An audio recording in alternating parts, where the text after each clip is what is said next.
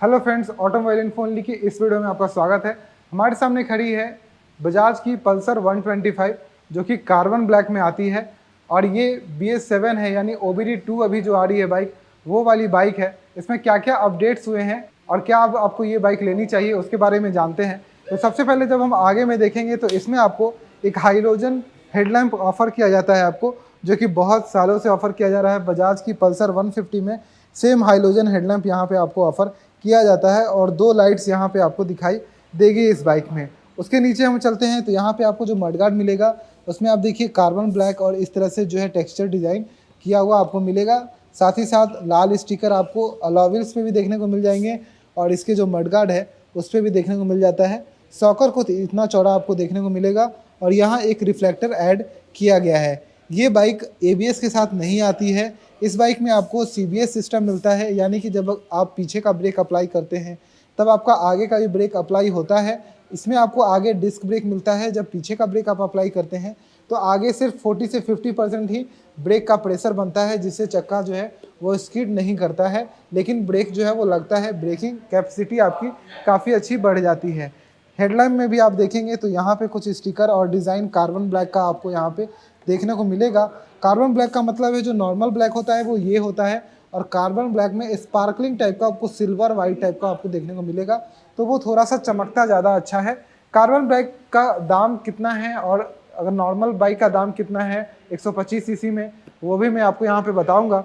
उसके आगे हम चले तो यहाँ पे जब हम हेडलैम्प को देखेंगे तो हेडलैम्प में यहाँ पे हमें इंजन की स्विच यहाँ पे मिलेगा, जो कि यहाँ से हम इसको स्विच कर सकते हैं। स्टार्टर बटन यहाँ देखने को मिल जाएगा। इस साइड देखें तो यहाँ पे हमें pass switch, high beam, low beam, indicator and horn आपको देखने को मिल जाता है। चलिए इसको हम ऑन करके ऑफ करते हैं। उससे पहले मैं आपको की दिखा दूँ तो कुछ ऐसा की आपको देखने को मिलेगा, जो कि बहुत सालों से यही डिज़ाइन का की है आपको मिल रहा है। टैकोमीटर इस तरह से मिलेगा। एक RPM लिमिटर मिलता है कि आप किसी भी पार्टिकुलर गियर में अगर आप ज़्यादा RPM यानी ज़्यादा खींच देते हैं उस समय ये रेड लाइट ऑन हो जाएगी, मतलब आपको एक्सीलेटर को स्लो करना है। बाकी अगर हम इंडिकेटर देते हैं तो उसका लाइट यहाँ ऑन होगा, न्यूट्रल यहाँ होगा, और इस जगह पे अगर आप हाई बीम लो बीम देते हैं तो ये दिखाई देगा हाई बीम का। चेक इंजन लाइट यहाँ ऑन होता है। और मीटर में क्या अपडेट किया गया है कि यहाँ पे जब लाइट देख रहे हैं तो यहाँ डिस्टेंस टू एम्प्टी यहाँ पे दिखाई देगा, ऑडोमीटर और फ्यूल इकनॉमी, वो सारी चीज़ें यहाँ पे अब नई आ गई है, जो कि पहले नहीं आती थी इस बाइक में। तो वो सभी चीज़ें थोड़ी सी अपडेट जो है वो डिजिटल मीटर में की गई है। उसके अलावा इसमें और क्या अपडेट किया गया है तो उसके पीछे हम थोड़ा सा आते हैं तो यहाँ पे आपको एक सिंगल हॉर्न देखने को मिलेगा। ये एक 125 सीसी इंजन के साथ आती है। इस इंजन से आपको लगभग 12 PS का पावर मिल जाता है, 11 न्यूटन मीटर का टॉर्क मिल जाता है। 5 गियर ट्रांसमिशन के साथ आती है, क्योंकि 125 सीसी में अभी जो कंपटीशन है वो 5 गियर का है। तो सभी बाइक जो है 125 सीसी में 5 गियर दे रही है। आपको बजाज पल्सर 125 में भी 5 गियर मिलते हैं और नॉर्मल गियर मिलते हैं, जैसे कि 1 डाउन और 5 इधर। मतलब जो नॉर्मल किसी भी बाइक का जो सिस्टम होता है गियर का, वही है। जो सबसे ज़्यादा आसान सिस्टम होता है 5 गियर का, वो सिस्टम आपको इसमें देखने को मिल जाता है। इसका जो इंजन का डिज़ाइन है वो लगभग पल्सर 150 की तरह आपको देखने को लगेगा, जो कि काफ़ी अच्छा डिज़ाइन है। और वो बाइक जो है एक लेजेंड है, पिछले 20 सालों से जो है मार्केट को रूल कर रही है, मार्केट में बनी हुई है। उसी हिसाब से जो है इसमें भी सब कुछ जो है डिज़ाइन किया गया है। और साथ ही साथ पहले के मुकाबले अब बजाज की इंजन्स को एक काउंटर बैलेंसिंग, एक तरह से कह सकते हैं काउंटर बैलेंस, मतलब जब पिस्टन अप एंड डाउन होती है, जब उसका पूरा प्रोसेस चल रहा होता है तो एक झटका सा ना लगे, वाइब्रेशन ज़्यादा ना बने, उसके हिसाब से इस इंजन को डिज़ाइन किया गया है, जो कि अब 150 सीसी पल्सर भी उसी डिज़ाइन के अनुसार जो है वो डेवलप होके आ रही है। इस बाइक में आपको किक स्टार्ट मिल जाता है और गियर शिफ्टर अगर आप देखिएगा तो आपको नॉर्मल आगे से भी आप गियर शिफ्टर शिफ्ट कर सकते हैं, या फिर आगे पीछे दोनों साइड से यहाँ पे आपको दिया गया है। इसी लोकेशन पे अगर आप देखेंगे तो ये चीज़ आपको यहाँ पे एक लगाई गई है, गार्ड अच्छी लगती है। लेग गार्ड इस तरह से आपका लुक आएगा अगर आप बाइक लेते हैं तो। बाकी इसमें एक बहुत बड़ा अपडेट किया है कि इसमें आपको फ्यूल इंजेक्शन अब आ जाता है, जो कि अभी तक जो 125 सीसी की बजाज पल्सर 125 आ रही थी उसमें आपको मिलता था इलेक्ट्रॉनिक कार्बोरेटर, जो कि कार्बोरेटर आपका BS4 में था। उसके बाद BS6 आया तो सबको फ्यूल इंजेक्शन लगाना था, वहाँ पे बजाज ने एक इलेक्ट्रॉनिक कार्बोरेटर जो है डेवलप किया, जो कि BS6 के नॉर्म्स को पूरा करता था। लेकिन जब OBD2 आई उसमें बजाज ने यहाँ पे फ्यूल इंजेक्शन आपको ऑफर किया इस मॉडल में, जो कि फ्यूल इंजेक्शन के कारण यहाँ पे आपको तेल बंद चालू का सारा सिस्टम गायब हो गया और फ्यूल इंजेक्शन एक अच्छा फ्यूल इकोनॉमी एक अच्छा माइलेज देने के लिए रिलायबल बाइक के लिए बहुत ज़रूरी होता है, और आज के हिसाब से तो बहुत ज़रूरी है जब सभी बाइक्स आपको फ्यूल इंजेक्शन दे रही है। तो यहाँ पे भी आपको फ्यूल इंजेक्शन मिल जाएगा।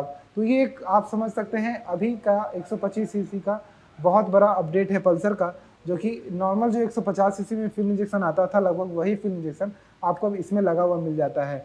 और हम बात करें तो इसके साइड स्टैंड में जो है वो कट ऑफ स्विच आता है, अगर साइड स्टैंड लगा रहेगा तो आपकी बाइक जो है वो स्टार्ट नहीं होगी किसी भी गियर में, नॉर्मल ऐसे ही स्टार्ट कर सकते हैं। सेंटर स्टैंड जैसे कि बजाज पल्सर में नॉर्मल आता था वो आपको मिलेगा। 180 mm के आसपास का ग्राउंड क्लियरेंस मिलेगा, इसके कारण थोड़ा सा कम हो जाता है, लेकिन आप फिर भी 170 के आसपास मान सकते हैं, जो कि बहुत ज़्यादा ग्राउंड क्लियरेंस है। किसी को भी कहीं भी दिक्कत नहीं होगी कहीं रोड ब्रेकर पे। हाँ, थोड़ा सा जो है सेंटर स्टैंड जब लूज हो जाता है तो हल्का सा टकराता है, अदरवाइज ऐसे कोई खास दिक्कत नहीं होती है। थोड़ा सा ऊपर आ जाते हैं हम, तो यहाँ पे आपको जो टैंक मिलता है वो लगभग 12 लीटर का मिल जाता है, और टैंक पे स्टिकर और 3D जो पल्सर है वो लिखा रहेगा। तो ये आपको मिल जाएगा लगभग एक डार्क फिनिशिंग में आपको देखने को मिलेगा। बहुत लोग सिल्वर भी बोल सकते हैं इसको, लेकिन मैं एक डार्क टाइप का ही फिनिशिंग मुझे देखने को लग रहा है। बाकी रेड स्टिकर, एक छोटा सा यहाँ पे एक कॉल देखने को मिल जाएगा, अच्छा लगता है। 12 लीटर का है। E20 जो कि मैं आपको बता रहा हूँ उसका यहाँ पे लोगो, यहाँ पे एक स्टिकर साटा हुआ मिल जाएगा।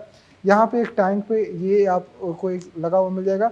बाकी जो मैं आपको लेफ्ट का डिज़ाइन दिखा रहा हूँ सेम राइट का भी होगा, लेकिन मैं लास्ट में आपको दिखा दूंगा।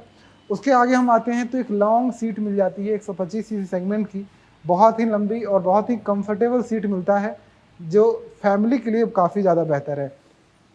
फैमिली के लिए बात आती है तो एक लेडीज़ फुटरेस्ट भी बहुत अच्छा चाहिए होता है हमें, वो आपको बजाज पल्सर में शुरू से ही मिलता आ रहा है। इसीलिए फैमिली वाले लोगों की पहली पसंद बजाज की पल्सर होती है, क्योंकि वो आराम से इस पे जो है एक लेडीज़ को, एक बच्चे को, या खुद भी बैठ के या फिर दो लोग भी बैठ के आराम से कहीं जाते आते हैं। उसके अलावा यहाँ पे भी आपको एक नॉर्मल फुटरेस्ट भी दिया जाता है कि अगर आप सोलो दोनों तरफ पैर करके बैठते हैं तो भी आपको आसानी होगी। 5 स्टेप एडजस्टेबल सॉकर आपको मिलता है, जो कि नाइट्रोस गैस फील्ड होता है, और सॉकर जो है इसका अगर दो लोग बैठ जाते हैं तो बहुत ही अच्छा तरीके से काम करती है। बिल्कुल एक पानी के वेव की तरह जो है वो स्लाइड करती है रोड पे, तो वो काफ़ी अच्छा लगेगा। फैमिली पर्पज़ से मैंने आपको जैसा कि बताया, यहाँ पे आपको देखिए मिल जाता है एक लोहे का अच्छा मजबूत चैन कवर, जिसमें कभी साड़ी का पल्लू कुछ भी अटकने का प्रॉब्लम नहीं होता है, जो सेफ्टी के लिए मैं मानता हूँ कि बहुत अच्छी बाइक है। स्पोर्ट्स बाइक का जो डिज़ाइन होता है उसमें बेसिकली ये नहीं देखा जाता है, लेकिन यहाँ पे आपको ये देखने को मिल जाएगा। और थोड़ा पीछे आते हैं तो यहाँ पे आपको 125 का जो है वो लोगो देखने को मिलेगा, और कहीं पे ये चीज़ नहीं देखने को मिलता है। ग्रैब रेल इस तरह से डिज़ाइन में आपको देखने को मिलेगा, जो कि पल्सर का है। बाकी टेल लैम्प जो है वो सिग्नेचर है। सबसे बड़ी बात आती है टायर किस साइज़ का मिलता है, तो वो आपको मिलता है 100 सेक्शन का टायर यहाँ पे।